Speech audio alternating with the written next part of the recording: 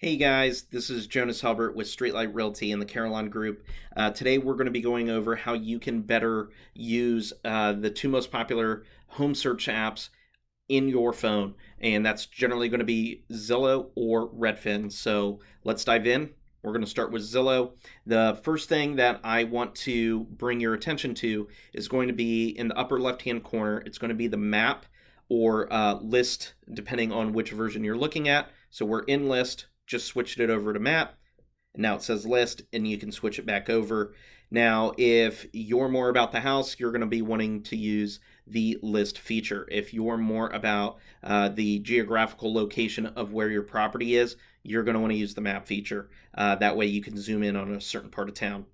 Now, in the upper right-hand corner, there's going to be the filters section. That's what's going to allow you to kind of narrow in your price range, select the bedrooms, bathrooms.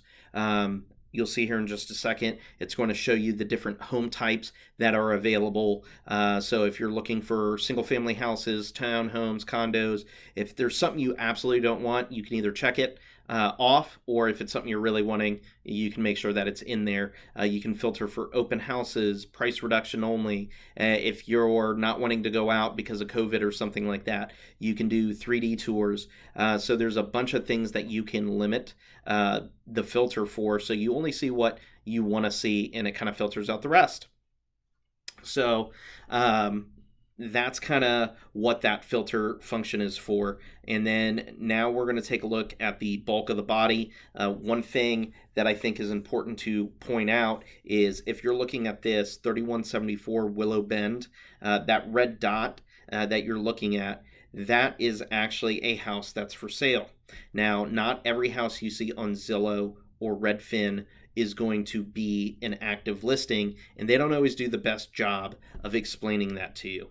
So, um, the other little bits of info that you're going to get is you do get that snapshot from the price point and all of that. 230 right here on King Edwards. If you notice, that one's orange. It's pending. That one's not actually for sale at this moment. So that kind of explains that. But you do know that's a 3-bed, 3-bath, 1,500 square foot home. And it's all right there in a snapshot for you. Let's see if we can find any other kind of listing statuses.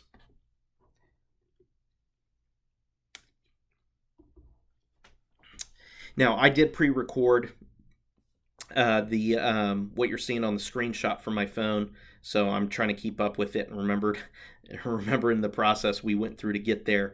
I know I'm searching right now for a different status just to show you.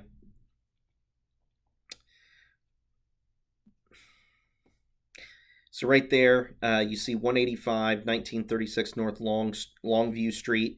That's actually a pending property as well. It says under contract. And then right there, see, the seller has accepted an offer, but the sale is not yet complete. So that's a little bit more about that.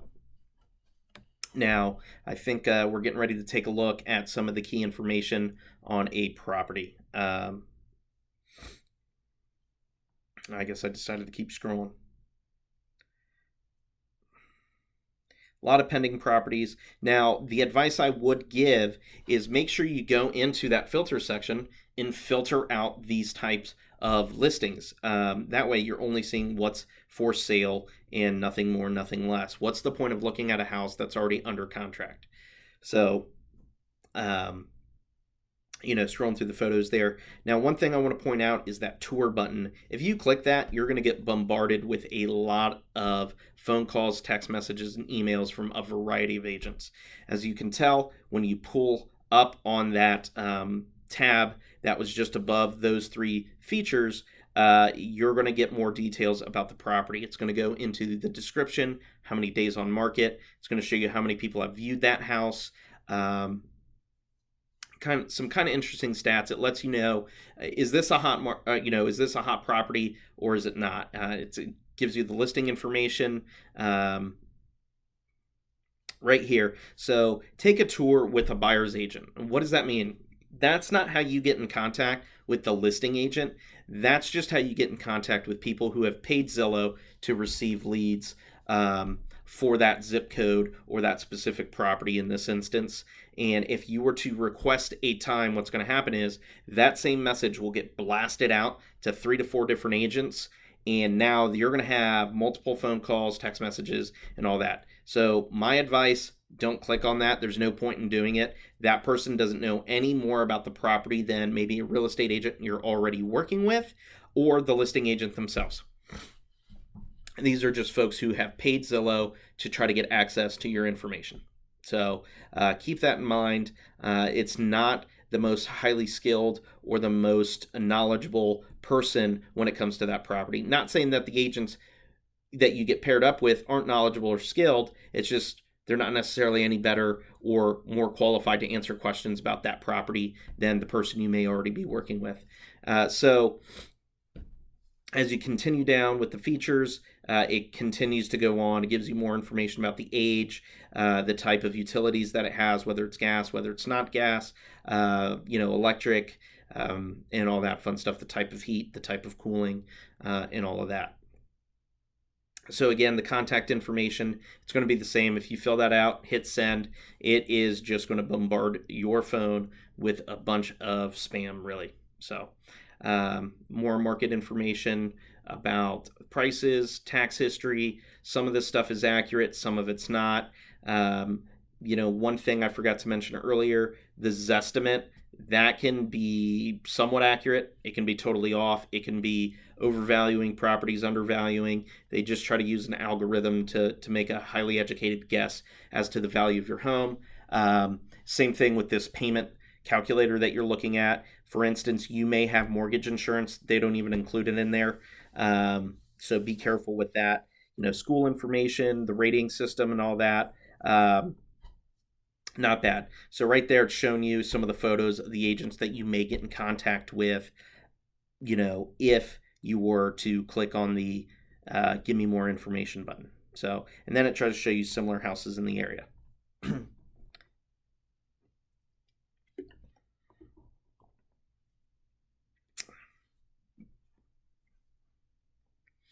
Can't remember what I was scrolling through here, so apologize about that. But it looks like now it's time to take a look at the Redfin.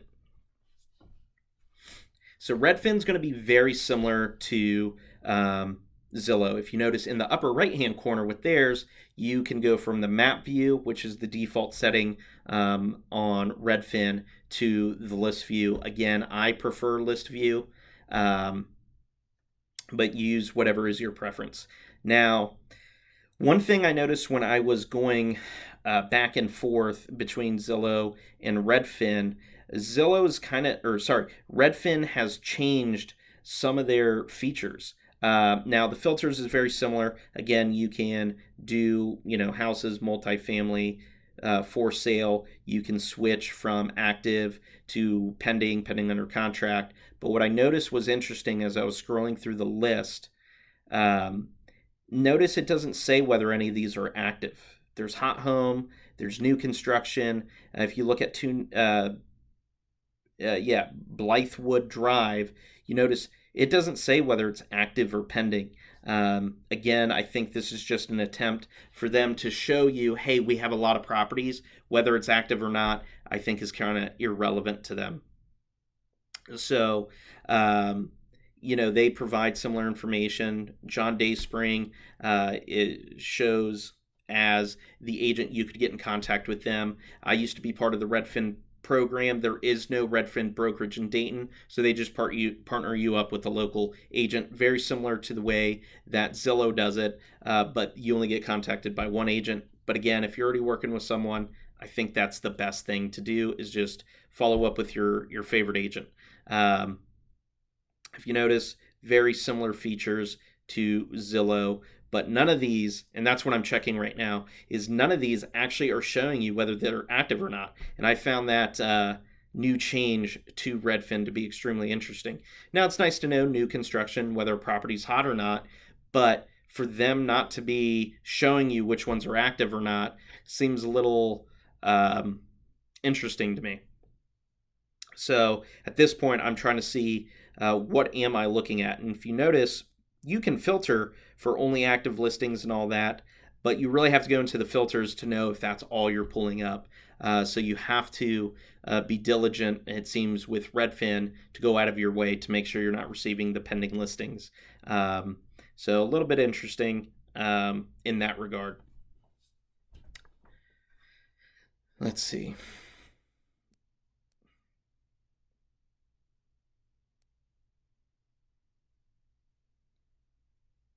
I think I'm trying to figure out when I was doing this if I wanted to set that or not. It's funny because I actually did a little script as I was making this, and I thought I would just know it. And now, as I'm going back making the video and kind of walking you guys through, I kind of forgot what I was saying when I was recording the video. But either way, either one of these apps is totally fine to use. Now, one thing I do want to point out is a lot of folks, as I already mentioned, are using Zillow or a Redfin or a Realtor.com or any other of the home search apps to start their primary search.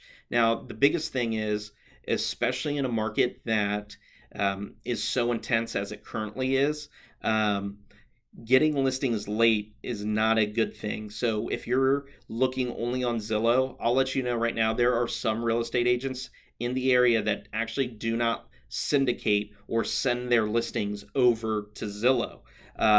So if you want to make sure you're staying on top of all that, make sure that you're actually getting property notifications directly from the MLS, which you can only do by partnering up with your favorite real estate agent. These properties that do syndicate, sometimes it's within 15, 20 minutes. Other times it can take a couple of hours to make it through the MLS and onto Zillow or onto Redfin or onto Realtor.com. It is not the fastest, most efficient way to receive properties. The fastest, most efficient way is through your real estate agent. So if you're not already working with a real estate agent and you are thinking about buying or selling some real estate, do us a favor, drop us a comment, send us a message, however you want to get a hold of us. Make sure you reach out, and we'd be more than happy to help you set up a property notification directly through the MLS so that you can get the information as quickly as it can possibly be fired out, and to make sure you're only getting properties that you're interested in. So if there's anything else that we can help you with, please let us know. I hope you found the tutorials on how to use these a little bit better. Educational. Maybe you didn't know about all these features. Maybe you did. If you did, well, maybe next time. But either way, just let us know if there's anything we can ever do in the future to help you guys out. Thanks again for watching. All our contact information is going to be somewhere in the message, depending on which social media platform you're watching this from. Thanks. Bye.